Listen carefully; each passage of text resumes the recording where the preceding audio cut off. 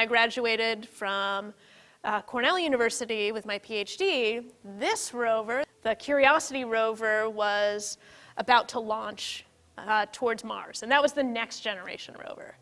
So what we're talking about today, though, is the next generation after that. So the granddaughter of Spirit and Opportunity, and that rover, you know, when you look at this projection, they each keep getting more powerful and more ridiculous in size. But the Mars 2020 rover, it actually looks exactly like the Curiosity rover that came before. This is a graphic of the new rover, and I'm calling it the Mars 2020 rover out of habit. And it says Mars 2020 on these slides because these slides are old, meaning that they're more than 6 hours old. Earlier today, NASA announced what the name of the new rover is going to be. Anyone hear what that was?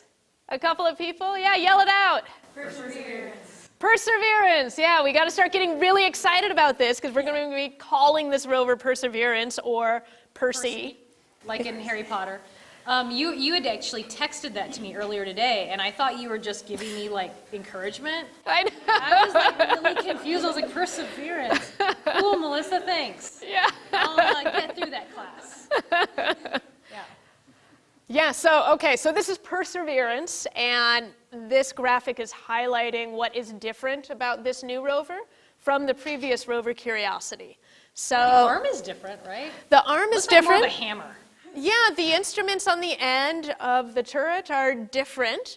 The main difference is that sample caching system.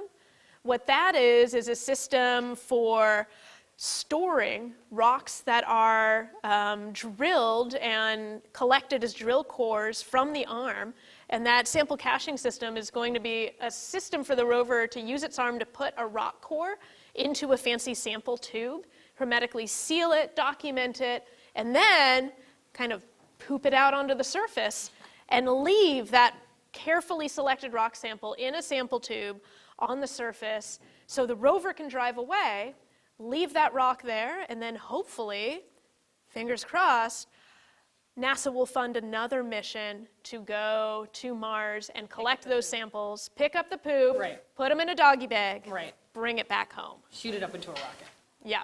The cameras that I work with are the color cameras, the ones that are on top of the rover.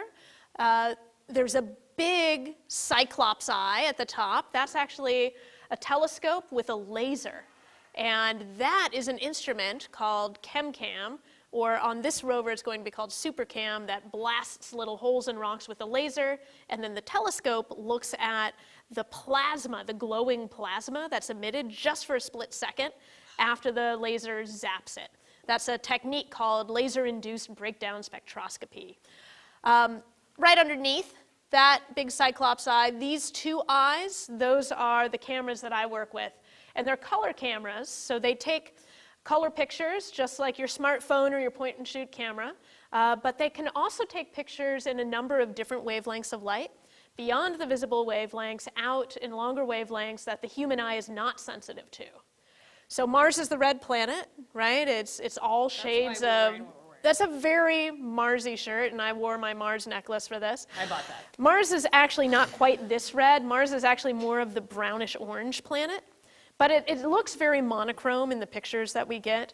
And so the colors that we prefer to take pictures with on Mars are the colors where Mars is actually more colorful, which happen to be at longer wavelengths than your or my eyes can see.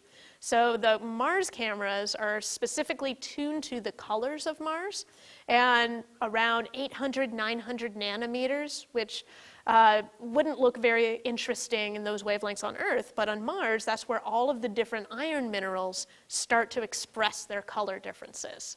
So I look at the pictures that the Curiosity rover is taking now in all of these different colors, and I can use that to say some things about the type of iron that's in there, whether it's oxidized iron, reduced iron, iron mainly from volcanic minerals, iron that's been altered by water in some way.